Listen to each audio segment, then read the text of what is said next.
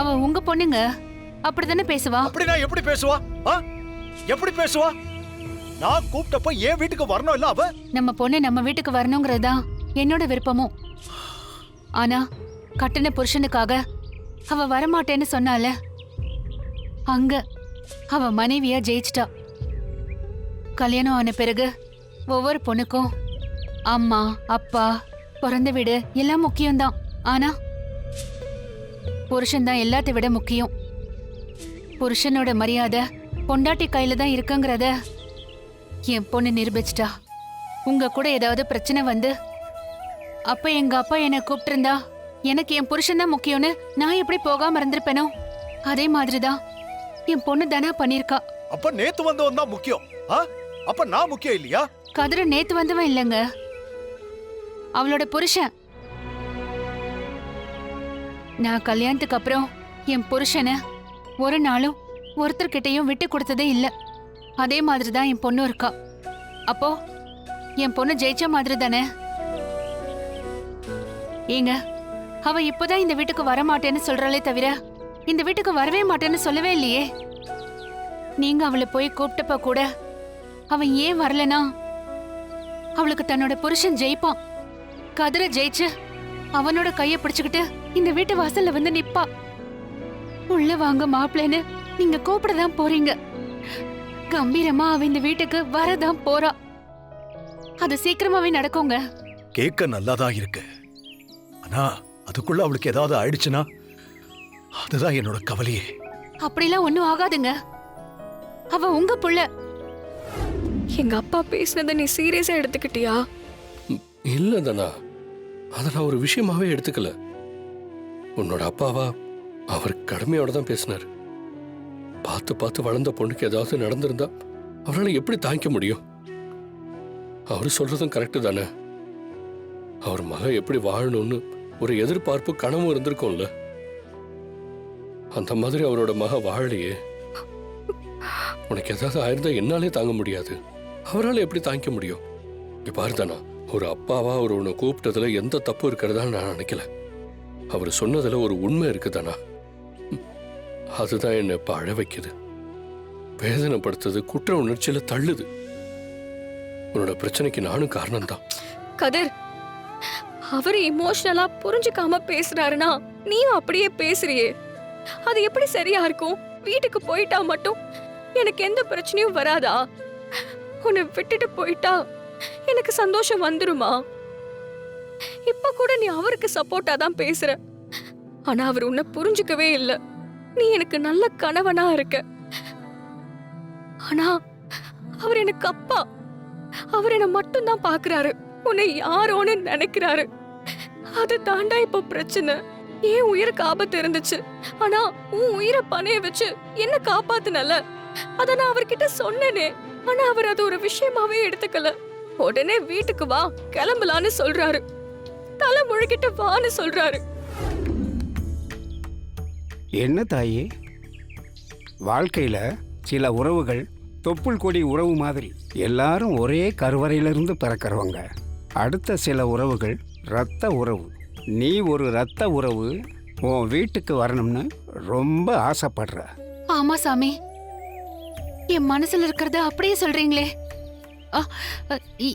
என் பிரார்த்தனை உங்களுக்கு கேட்டுச்சா?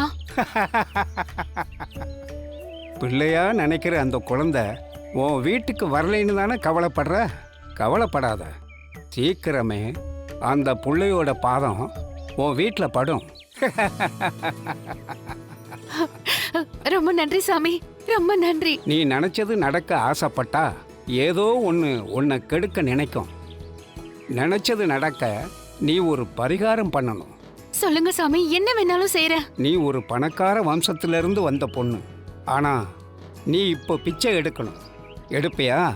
ஜீவா வரத்துக்காக என்ன வேணாலும் செய்யறேன்னு சொன்னல சாமி, நான் செய்யறேன். தெரு தெருவா என் புள்ள மாதிரி என் மருமகன் ஜீவா வீட்டுக்கு வரணுங்கிற வேண்டுதலோட எல்லாருக்கிட்டையும் மடிப்பிச்சை கேட்டு அதில் கிடைக்கிற பணத்தில் வெள்ளி பாதம் செஞ்சு அம்மனுக்கு படைக்கணும்.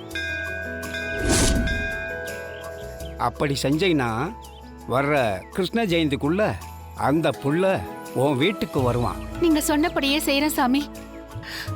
மொட்டை போட சொன்னாலும் செய்யறேன், காவடி தூக்க சொன்னாலும் செய்யறேன், தீ மிதிக்க சொன்னாலும் செய்யறேன். எனக்கு என் புள்ள ஜீவா வீட்டுக்கு வரணும் சாமி, அவ்வளவுதான். ரொம்ப நன்றி சாமி. கண்டிப்பா பண்றேன், கண்டிப்பா பண்றேன். ஏன் அண்ணி, ம், அந்த கதிர் தான் ஜீவான்னு போனா சொன்னாங்க. ம். இவங்க என்னடானா ஜீவாவை தேடி கண்டுபிடிக்க மடிப்பிச்சு எடுக்க போறாங்க. ஐயோ பார்வதி, புதுசா நடக்கிற மாதிரி கேக்குற. திடீர்னு இந்த வீட்ல புதுசா ஏதாவது சொல்லிட்டு தான் இருப்பாங்க. என்ன பத்மா, அவ ஒரு வேண்டுதலுக்காக கிளம்பிட்டு இருக்கா, நீங்க ஏன் சிரிச்சுக்கிட்டு இருக்கீங்க? இல்லைண்ணே, மடிப்பிச்சை எடுத்து பாதம் செஞ்சு வச்சுட்டா மட்டும் இத்தனை வருஷமா வராத ஜீவா வந்துடவா போறான்? எனக்கு என்னமோ இது தேவையில்லாத வேலைன்னு தோணுது. தேவையில்லாத வேலைன்னு சொல்றதுக்கு நீங்க யாரு? அவளுக்கு ஒரு நம்பிக்கை இருக்கு. நம்மால முடியாத காரியங்களை நம்ம தெய்வத்துக்கிட்ட தான் முறையிட முடியும். தெய்வம் நடத்தி வைக்கும். அவ பாதம் செஞ்சு வச்சா ஜீவா வந்துருவான்னு அவன் நம்புறா. அந்த நம்பிக்கையை நீங்க குறை சொல்லக்கூடாது. ஜானகி, நீ போயிட்டு வா, எல்லாமே நல்லபடியா முடியும். அதுக்கு இல்லைண்ணே, அண்ணி இந்த ஊர் தலைவரோட மனைவி, அதுவும் இல்லாம இந்த ஊருக்கே பஞ்சாயத்து தலைவி. இவங்க போய் இப்படி தெருவா மடிப்பிச்சை கேட்டுட்டு இருந்தா நல்லாவா இருக்கும்? உயர்ந்த பதவிகள்ல இருக்கிற பல பேர் கோயிலா போறத நீ பார்த்ததில்ல? கடவுளுக்கு முன்னாடி மனுஷங்க பதவி பட்டம் இதெல்லாம் ஒண்ணுமே இல்ல. ஜீவா இன்னும் வராதது எனக்கு அவ்வளவு வேதனையா இருக்கு. ஜீவா வர தாமதமாக வீட்ல ஏதாவது பிரச்சனை அதிகமாகுமோ, இல்ல புதுசா ஏதாவது பிரச்சனை வந்துருமோன்னு எனக்கு பதட்டமா இருக்கு. அவன் கால் நம்ம வீட்ல பட்டாதான் நம்ம வீடு நிம்மதியா இருக்கும்னு என் மனசுல பட்டுக்கிட்டே இருக்கு. எப்படி ஜீவாவை வர வைக்கிறது, அதுக்காக என்ன செய்யலான்னு ஒவ்வொரு நாளும் ஒவ்வொரு நிமிஷமும் அழுது துடிச்சிட்டு இருக்கேன் பத்மா. பிரார்த்தனை பண்ணிட்டு இருக்கேன். அந்த சித்தரை கடவுள் தான் அனுப்பி எனக்கு இந்த விஷயத்த சொல்ல வச்சிருக்கு. நான் மடிப்பிச்சை எடுத்து பாதம் செஞ்சு சாமிக்கு படைச்சு ஜீவாவை இந்த வீட்டுக்கு வர வைப்பேன். ஜீவா நம்ம வீட்டுக்கு வரதான் போறான். ஜானகி, கண்டிப்பா அது நடக்கும். நீ போயிட்டு வா. அண்ணி, நான் வேணா துணைக்கு வரட்டுமா? இல்ல யாரும் என் கூட வர வேண்டாம். நம்ம ஊருக்குள்ள தானே போறேன். நான் போயிட்டு வரேன் அத்தை. வரேன். பெரியம்மா, ஆ. நானும் உங்க கூட வரேன் பெரியம்மா. வேண்டாம் மாயா. ஜானகி, மாயா உன் கூட வரட்டும். ஏதாவது ஆத்திர அவசரத்துக்கு யாராவது கூட இருக்கிறது நல்லதுதான். மாயா, நீயும் போ. சரிங்க பெரியப்பா. ம். ஜானகி, இன்னைக்கு நல்ல நாள் தான். கண்டிப்பா நீ நினைச்சது நடக்கும். பத்திரமா போயிட்டு வாங்க. சரிங்க அத்தை. பாத்துமா. ம். ம்